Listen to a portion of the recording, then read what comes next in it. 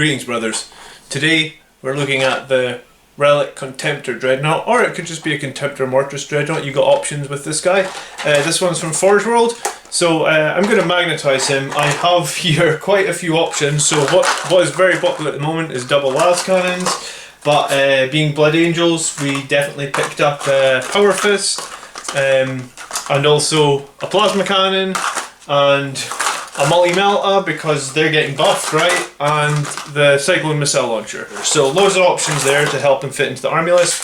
What I'm going to need to do with the drill is, what you're going to need to be able to do the magnetizing is some sort of like hand drill. So I've got one here, and then yeah, I've got a new overhead rig today, so hopefully you'll be able to see better what's going on. And yeah, alright, let's dive right into it.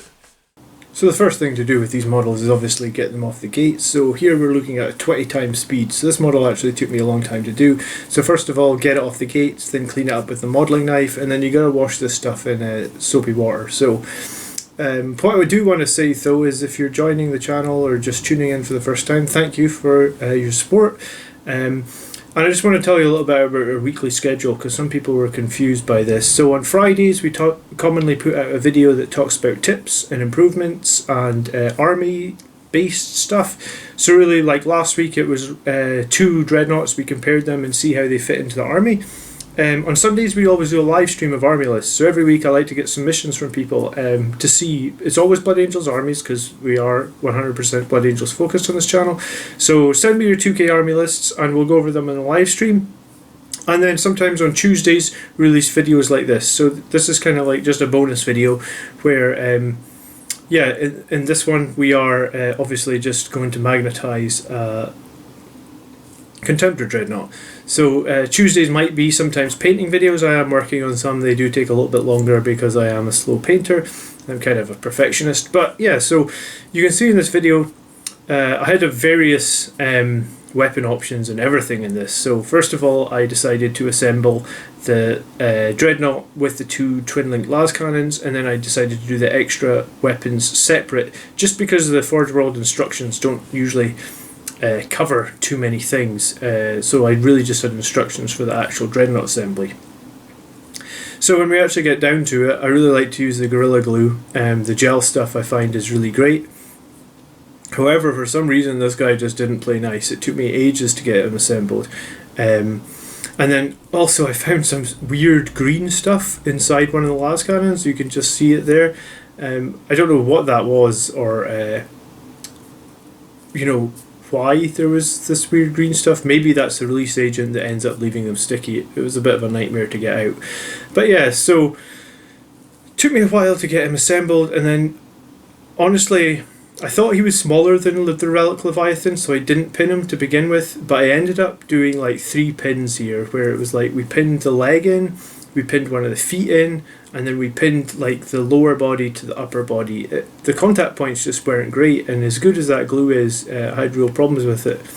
And then you can see here, I also take the magnets and I draw on one side of them with a Sharpie when they're stuck together. I'll put the magnets that I use in the description below, and I use 1mm thick magnets, and I used various different sizes in this one. I believe I used the tiniest 1mm magnet, and then I used some 2 or 3mm magnets for the weapon arms. So yeah, once you've got the models and you've got them washed and you've got them dried, then you're assembling. And yeah, like this video is now like 3-4 minutes long, and this is 20 times speed, so you can really see that this guy really took me the best part of like 2 hours to make. And he was, you know, parts of him were just being very, very stubborn in terms of like holding together. So yeah, I ended up using, it came with extra feet. I was really confused by that. Like they came with basically 4 feet and all of them looked identical, so I was like puzzling. I was like, why have I got 2 extra feet? What are the difference with the feet? So yeah, off camera there I actually did the pinning of the parts that wouldn't stick, and then I try to stick them on the base, and then like 2 seconds later I knock them off the base. And I was just, you can see the streaks of glue on the base there. It's just like, this is not going well for me. And then when I actually started getting to a point where we're gonna drill them, the weapons for the Relic Contemptor almost come with like a shoulder pad, right? So I thought what I'd do is I'd put the magnets inside the shoulder pad, and then the joint would be there. But the problem I had with that was, once I started doing that, I realised that if you do that, then the weapon would only ever fit on one arm. And I wanted to be able to switch, because although I have 2 las cannons and they can go either side, I only have 1 plasma and 1 melta and 1 claw, and I really didn't want to have to buy another plasma, another melta and another claw based on like the weapon configuration and the arms. So the best thing to do was actually to stick in that arm joint, the bit that I'm drilling right now, and I guess I wasted a ton of time trying to drill them. So if you are going to do a Relic Contemptor, then learn from my mistake. So then, fortunately, because I bought extra weapons, it didn't matter that I'd used those 2 bits. So you get the joint in here.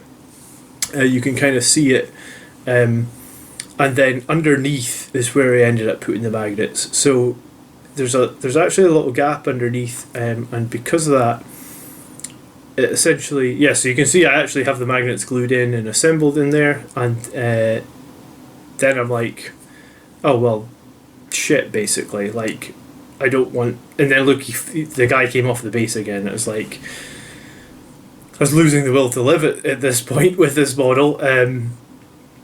So yeah, then I took out the extra shoulder pads and I just glued them in, and then underneath at the joints I just decided to drill into there, put a magnet in, and then put a magnet on the top of each of the weapon options. And this way the magnets can switch, or the weapons can switch side to side, which was definitely what I was going for, right? So yeah, now I'm just basically assembling the other weapons, and yeah, trying to work out which magnets we're going to use. And there was, so then I slow it down to 10 times speed here. So yeah, you can see now I'm drilling in underneath the arm joint. Like I said, that's where I think I should have drilled in the first place. Maybe I was trying to be too clean, but you really don't notice that there's magnets in them, and the weapons on this guy are actually really quite light. So even when you're moving about, I didn't really see any movement in the weapons really. I was quite happy with how they looked. So yeah, drilling in underneath and then trying to get the magnet pushed in, or trying to make the hole big enough that the magnet can go in. It's only 1 millimeter thick, but I didn't have a big enough drill head, so I had to drill like 2 or 3 holes next to each other, and had to go in and drill angles to try and get that magnet in. But then for the actual weapon, yeah, so it did take a long time to get. You can see from all the shavings on the table just like how much drilling I'm having to do here. And this was just to get a 1 millimeter magnet in, and I believe it was the 2 millimeter thick or 2 millimeter diameter magnets that I end up using. You can see them on the pad there, sort of. And I'm colouring one side with a Sharpie so that I don't end up getting the polarity wrong. I have this on other models where, like, again, certain weapons will only stick on certain magnets or certain arms because the polarity is wrong. So you want to make sure that you pair off your magnets together, and then when you're trying to super glue them and the magnets are so small, if you haven't coloured in one side of them, I don't know how you're going to ever, because it's very easy to get them turned around, or they're so fiddly to get into place. While I was doing this as well, because the guy was so strong, I had super glue on my hands so many times. I ended up hurting like all 3 of the index fingers, or both my index fingers and both my thumbs. Maybe one thumb was okay, but like one of my thumbs was so sore afterwards. Like, and I actually had to stop at one point as well, because my third finger on, I think it was my right hand, like the finger was actually just getting sore. And I guess what had happened was look, like I'm literally trying to shave super glue off that finger. Like, it was just like, I guess the glue was really squeezing the finger, and I mean, I guess be careful when you're doing this. And yeah, I guess there's a fine line to walk. Like, you want to pin it if you think it needs pinned, but you don't want to waste too much time, so then I went ahead and assembled all the weapons, and you can see here that I'm just testing some of them, and I got the plasma magnet upside down even after drawing on it, so I had to disassemble that, or take the magnet off and flip it and put it back down. when I got to the claw, I really struggled to, like, there's no instructions with the claw. I didn't actually realise that the flamer sits within the claw itself, so you kind of have to not stick the hand bit on and put the flamer on up inside it. It's not obvious from the pictures at all, and the claw comes with, like, all the teeth are small. So yeah, I guess you can see now that some of the weapons are getting magnetized. I'm still struggling away on this claw, trying to figure out. Yeah, so like I've assembled it, but I don't have the gun inside it, and then the gun didn't fit inside it because Forgeworld stuff doesn't always fit flush. So I had to go in with my knife and like basically gouge out some of it to finally get the flamer in the middle. I decided to go with the flamer just because if he's going to be a close combat guy, then a flamer makes more sense to me than a stormbolt, or like he's in close combat anyway, so he's going to be able to shoot the flamer.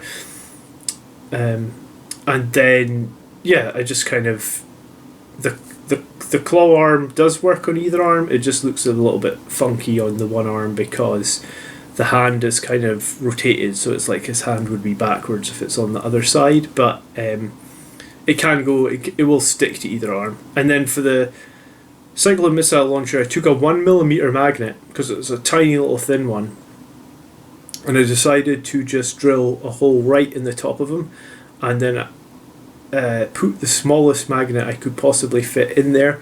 I put a slightly larger magnet under the cyclone missile launcher. I just thought that if I put the smallest magnet possible in the top of him, it would be less noticeable. And yeah, you can see here I'm just trying to quite a large magnet on the cyclone, but a tiny little, I think it's 1mm thick and 1mm in diameter. I had a bit of problems getting that magnet in there again because it's so small and fiddly, especially keeping it the right way around so that it does stick. I believe I got it in, then I tried to dab off the super glue with a paper towel and it came out again.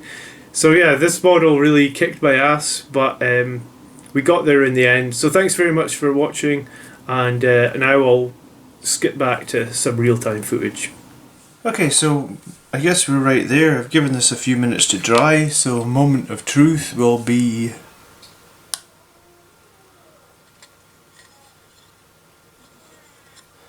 Magnetise cyclone missile launcher, and there's a little bit of movement in there, I guess, because I used quite a big top magnet. And I guess you can see the magnet there, but I mean we'll spray the magnet so it won't be super obvious. Just I didn't feel so confident about drilling into that bit. So I mean this is a fairly decent attempt, I would say, at magnetizing. I mean I'm happy enough with it. Oh yeah, we didn't try this fist yet. Finally the fist works. I mean it looks a bit janky on this arm. But fortunately, because the way we magnetize it, it means we can always put it on the right if we need it. It looks a bit better on the right. So, yeah, lots of options for this guy then. So, super cool about, finally got there in the end. I guess this bit also into the trash. And that, there we have it. One Magnetise Contemptor Dreadnought. So I hope that video helped you if you've ever been considering buying a Forgeworld Dreadnought. I mean, I absolutely murdered this. I feel like because I got the overhead rig there was going to be something go wrong to make it look terrible, and had so many gluing problems and issues with them, but I mean we got there in the end, and both the arms are magnetized and the weapons are all interswitchable. So sort of, I guess in hindsight, in the final, fairly happy I guess, but yeah, what a nightmare this guy was. So thanks for tuning in, I hope you found it useful. We'll see you in the next one. By the blood are we made. Peace.